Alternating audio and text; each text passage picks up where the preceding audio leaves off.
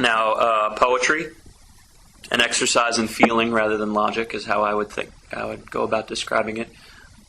You're looking at the internal, and you're trying to capture that in abstraction.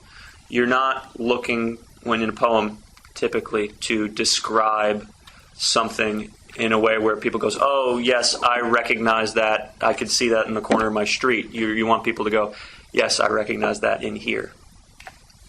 It's, in contemporary times, structurally liberated. There's not meter or cadence or anything like that typically associated with the contemporary poem. You can still write like that, and it's beautiful. It becomes like music when you're writing with the iambic pentameter, and things like that. I remember it. Yeah. Yes. I heard that noise before. Yeah. But as far as what people expect in the poem, they don't expect that anymore. And actually, it's in contemporary times. Poem is very confused as a form, I think, because people want to know what to expect when they're reading a poem. And that's why some people like structure very much, having a rhyme at the end and things like that. So it just, oh yes, I know what's coming next. But when they read a poem, particularly if you're having someone read your poem in front of you, I don't know if you've ever read a poem or had that experience, but people want to go, oh yes, I understand perfectly. Yes, that makes sense. But really, it shouldn't go like that at all. That's just the expectation of what we want to please somebody. As for my experience with poetry, I like poetry a great deal.